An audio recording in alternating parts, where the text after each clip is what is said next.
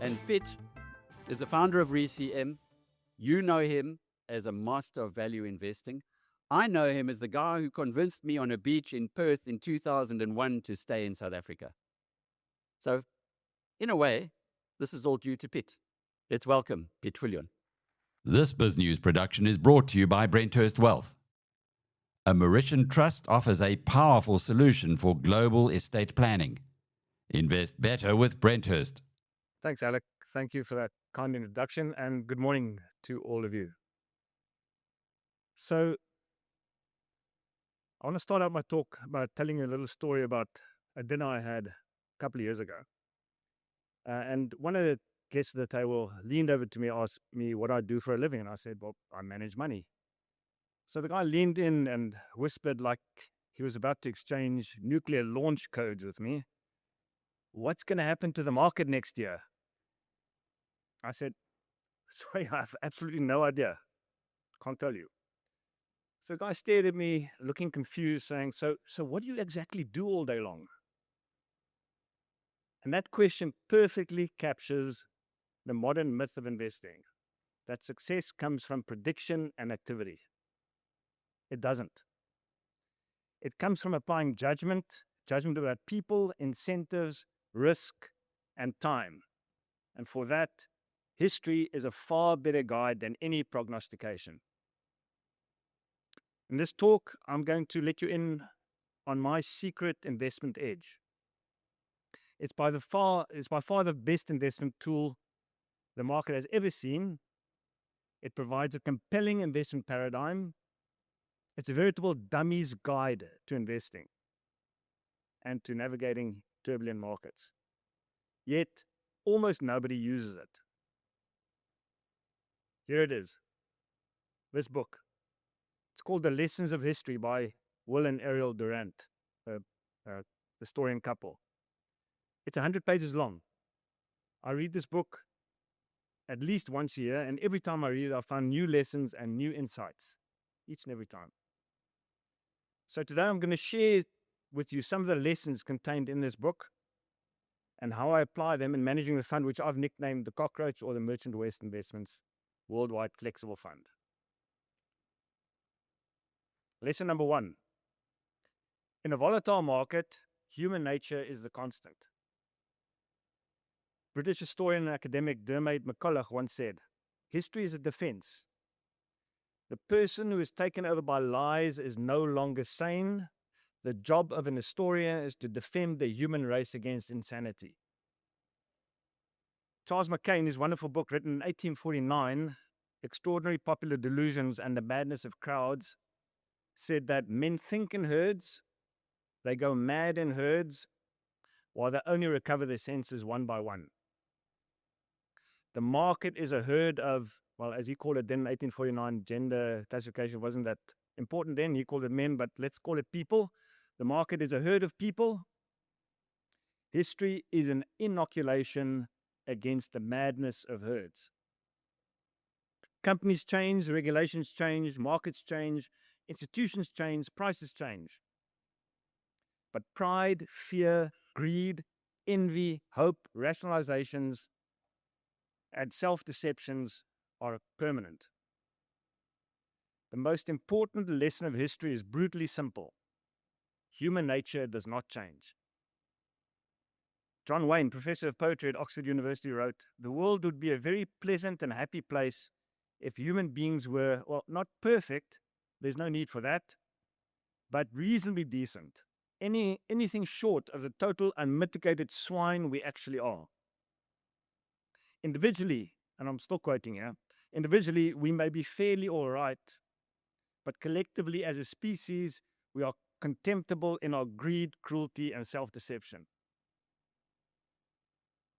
In ancient Rome, wealthy citizens rushed to lend money at absurd terms during booms and then begged the Senate for relief when the cycle turned. Sound familiar?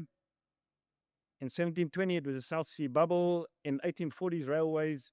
In 1920s, radios. And in the late 1990s, the internet. Different eras, same emotions. What was reasonable at the outset was pushed beyond the point of irrationality by the market. The irrationality justified by otherwise intelligent, reasonable, and sane people. Every bubble is intellectually unique and psychologically identical. That is why I don't start my investing process with spreadsheets. I start with the questions historians have always asked. What are people either panic-stricken about right now or desperate to believe in right now? That is exactly how we think about the market in managing the cockroach fund. We do not assume people will behave rationally. We assume the opposite. We know that fear arrives suddenly, greed overshoots egregiously, confidence expands robustly, and strong narratives unfailingly seduce intelligent people into bad decisions. We know this because history tells us so. In the book, Will and Ariel Durant said it well. We have immensely developed our means of transportation. We double, triple, centuple our speed, but we shatter our nerves in the process, and we are the same trousered apes at 200 miles per hour as when we were moving around on our legs. So the portfolio is built on the premise that erratic human behavior is a constant risk, not an exception. The cockroach is an aggressively diversified fund. It avoids leverage and can thereby withstand extreme market conditions. Through rebalancing, it is forced to buy into weakness generated by fear and forced to sell into strength generated by overconfidence. That's also why its nickname is a cockroach. It's built to thrive during the good times and survive during bad. And the goal is not to be right in every environment. The goal is not to win popularity contests or to be the prettiest girl at the beauty parade, which an institutional imperative forces upon fund managers. Even the nickname of the fund is not designed to win any popularity contests. The goal in managing the fund is to be still standing, ready to compound an intact pool of capital when human nature inevitably reasserts itself. Diversification enables this. Lesson number 2. Cycles are the system. Every generation believes it's living through unprecedented times. Almost none of them are. In 1929, people believed modern finance had eliminated recessions. In 1960s, the Nifty 50 would grow forever. In 2006, house prices would never decline. In 2021, interest rates were assumed to be permanently irrelevant. In 2025, the Magnificent 7 stocks were a one-decision investment. Each belief collapsed under the same force, the force of the cycle, driven by human psychology, which goes something like this. Prosperity breeds confidence. Confidence facilitates leverage. Leverage increases fragility. Fragility guarantees crisis. Out of crisis, renewal arises. Renewal brings prosperity. Cycles are always the same. In March 2020, investors calmly told me that capitalism itself might not survive widespread lockdowns. 18 months later, those same investors were frantic that they hadn't bought enough speculative tech stocks. Same people, same data, different conclusions. Cycles overpower intellect. You don't have to predict them, but you need to respect them. In the cockroach fund, we never assume that current conditions are permanent. High growth, low volatility, cheap money, these are not permanent states of affairs. They are phases of a cycle. And every cycle carries with it the seeds of its own reversal. That's why the fund is not fully invested at all times. Why liquidity matters and why we resist the pressure to do something just because markets are moving. We don't try to predict the next phase of the cycle. We try to remain solvent and flexible across all its twists and turns. The requirement of being solvent at all times means the cockroach always has 25% of its assets in cash, no matter what the market circumstances. Cash is an anchor and a source of deferred gratification. You always have the money to buy an asset that might have fallen foul of the cycle. Importantly, you are never forced to sell anything at a time when it doesn't suit you. But not just any cash. Remember, cash, money, is always a liability of some government somewhere. So I prefer to own liquid assets, cash, the liabilities of a system that is running a fairly sound monetary and fiscal policy. Today, the bulk of the cash is in dollars and rands. Dollars because that is the base currency of the fund, and rands because our interest rates are so high in South Africa that the carry pays you for the natural risk of depreciation. We've run the numbers so many times, and I think I've shown them before at these conferences. If you had taken all your money offshore to America, say, 20 years ago, to the strongest currency in the world over the past 20 years, and put it on deposit in New York at one of the banks there, let it grow with compounding with interest rate, and brought it back to South Africa today, you'd have a certain amount of rands. Conversely, if they kept that same amount of rands 20 years ago in South Africa at our rate of interest that you can earn from the banks in Johannesburg, today you would have more rands than if you had taken money offshore. Our interest rates compensate you for the risk. So that's why I hold a lot of cash in rands in a fund which is a dollar-denominated fund. At this point, of course. Lesson number 3, survival beats brilliance. History does not reward brilliance. It rewards survival. The graveyard of history is filled with brilliant generals, brilliant politicians, and brilliant investors who ignored risk. Napoleon did not lose because he lacked intelligence. He lost because he ignored the risks posed by an overly long logistics chain and freezing winter weather. In investing, brilliance without resilience leads to the same bad outcome that Napoleon experienced. Risk is not volatility. It's not these prices going up every day, up and down. That's not risk. Risk is a permanent loss of capital. Building a margin of safety into your work is not pessimism. It's an awareness of risk. When engineers who build bridges over-engineer them, are they described as pessimists? Or are they simply aware of the history of previous bridges that have collapsed? Why is it different in markets where we always seem to be reaching for yield, ignoring the history of financial failures? The Cockroach Fund is explicitly a stay-rich strategy, a survival strategy, not a get-rich strategy. We accept that we will underperform in euphoric markets. That's the price of avoiding permanent loss when brilliance is superseded by risk. Risk to us is not volatility or short-term drawdowns. Risk is being forced out of the game at precisely the wrong time. In the book, Will and Ariel Durant say, like other departments of biology, history remains at bottom a natural selection of the fittest individuals and groups in a struggle where goodness receives no honors. Misfortunes abound, and the final test is the ability to survive. The cockroach may not be your favorite animal, but it is a survivor. Bonds, and specifically government bonds, are widely regarded as a boring asset class, but it is a stable asset class that provides a useful source of income and is often uncorrelated with other assets.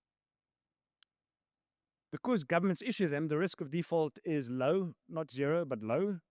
As such, the cockroach always allocates 25%, a quarter of the fund, to bonds. But history shows that over the past 220 years, 51 out of 52 countries that ran a gross debt to GDP ratio of 130% defaulted. It's estimated that the USA will reach 130% next year, and France is not far behind. But the narrative says everything is fine. And it is, until it isn't. There are two ways to default. Loudly, as South Africa did in the 80s with our debt standstill, when we told our creditors we could not pay them back, or softly by devaluing the currency through relentless inflation. Most governments default softly. The cockroach is interested in maintaining the value of its capital in real terms, inflation-adjusted terms. So inflationary default is a real risk. As a result, today the cockroach owns no bonds from Western developed markets. It owns bonds from financially sound emerging markets. Lesson number 4. Consensus is comfort, not truth. History teaches us something deeply uncomfortable. Large groups of intelligently confident people can be wrong together. In fact, history suggests groups are often most wrong when they're most confident. Before every major market collapse, there was near universal agreement that the risks were understood, contained, or irrelevant. Dissent was not debated, it was dismissed. In the late Roman Republic, warnings about debt and social instability were branded as unpatriotic.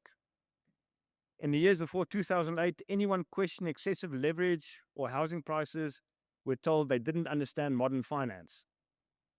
In more recent cycles, just recently, skeptics have been waved away with phrases like, "Okay, boomer." Consensus is seductive because it removes the burden of independent thought. If everyone agrees, responsibility is widely distributed, with not too much of it falling on any one individual, leading to a false sense of security. If everyone is doing it, it must be safe. Consensus does not eliminate risk, it conceals it. Markets are most fragile when disagreement disappears, when everybody owns the same assets for the same reason, finance in the same way. At that point, the system becomes efficient only at one thing, amplifying shocks. That's why discomfort is often a prerequisite for good investing.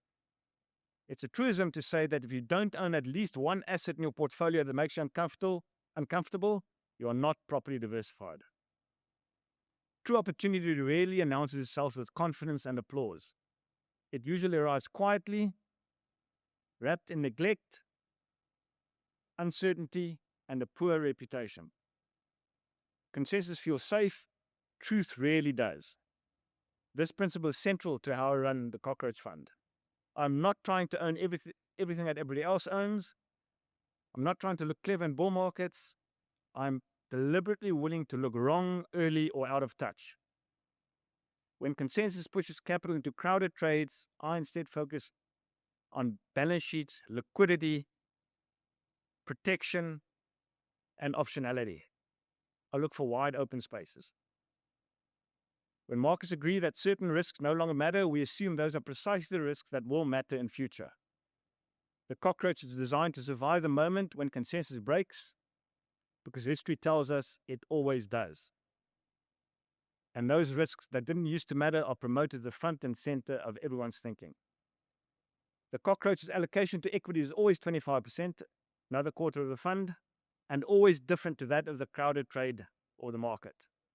So, and for the equity portion of the fund, I'm in the process of putting together what I call 10 stocks forever. These stocks are of companies that are high quality businesses, globally diversified, have a strong value creating culture, and are lindy. In other words, they've been around for a long time.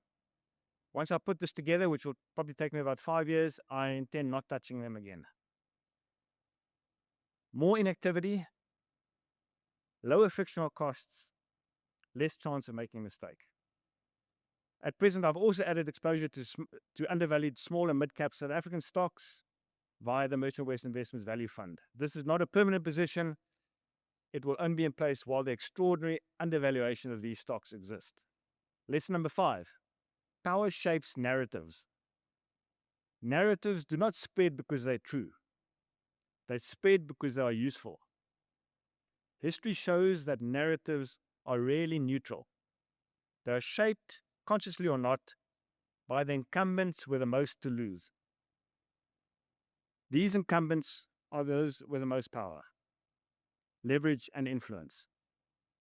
When financial systems become stressed, the stories that dominate are almost always the ones that protect the incumbents. Tell me if you have heard these sort of sayings before. Banks are systemic and too large to fail. Inflation is transitory. Losses are contained. These narratives are not designed to inform. They are designed to maintain confidence long enough for power to reposition itself. The Cockroach Fund is explicitly built not to rely on those narratives being true. Let's face it, very few of us here in the room are part of that incumbent power block. So I always work on the assumption that when stress arrives, rules will change, goalposts will move, and explanations will follow afterwards. Everything will be rationalized, but you won't get your money back. That's why incentives matter more than stories. Understanding incentives leads you directly to assets that are dull, solvent, and misunderstood, rather than exciting, celebrated, and fragile. History is merciless to fragility. History tells us that capital providers without political and institutional power are rarely the ones protected. Look around you, that's us. We are the fragile ones. We need to protect ourselves. The system will not do it for us. The powerful incumbents who run the institutions are looking out for themselves, not for us. So I manage the fund on the basis that liquidity matters more than promises. Assets that depend on continued narrative support are inherently fragile, and assets that are not created through someone else's liability create freedom. We avoid structures where returns rely on policymakers, central banks, regulators, or financial intermediaries doing the right thing. Not because they're malicious, but because history shows us that when they act under pressure, with imperfect information, and with clear incentive asymmetries, nothing good comes of it to the ordinary investor. For example, the current narrative holds that gold is a crowded trade and that private assets are the panacea for the low nominal returns that the market offers. Yet statistics show that family offices have less than 2% exposure to hard assets like gold, while they have over 30% illiquid, poorly marked private financial assets. The distribution power of large financial firms has never been more evident. The narrative they are pushing has resulted in a gross misallocation of assets, which of course will only become evident later. The cockroach is designed to survive narrative failure the moment when confidence evaporates and power reveals where it truly sits. The fund is designed to absorb shocks, not to maximize excitement. The fund always owes 25%. Quarter of the fund is in real assets. Hard assets like gold, precious metal, land, royalty business like Texas Pacific Land, and hopefully one day, when our regulators allow it, cryptocurrencies. Hard assets give the fund resilience against inflationary or extractive government and or institutional policies. Policies that will be implemented once the current narrative fails. Lesson 6. Time is a real advantage. And I'm conscious of the time here. Charlie Munger said, the big money is not in the buying and the selling, but in the waiting. Modern markets worship frenetic activity while history distrusts it. Jesse Livermore became famous for market action and tactical brilliance, yet his life also illustrated the instability of a career built on constant movement. He eventually died by committing suicide. In the late 1990s, constant trading, rapid IPO flipping, and obsession with short-term momentum were treated as signs of sophistication. Yet history's verdict was brutal. Many of the most actively traded story stocks, pets.com, etc., disappeared, while the patient owners of the real business did well over time. Before the crash of 2008, structured products, leverage, and perpetual deal-making created the appearance of intelligence and control. Activity itself became a substitute for judgment. History shows the opposite. The institutions moving fastest and trading most aggressively, the banks, were often the most fragile. It's said that compounding should be classified as one of the 7 wonders of the world, but compounding's main ingredient is patience. The patience to let events unfold and not to try and micromanage things daily. Unfortunately, investors tend to abandon their biggest edge, patience, at the first sign of turbulence. Initially, being patient feels irresponsible until you give compounding the time to work as irresistible magic.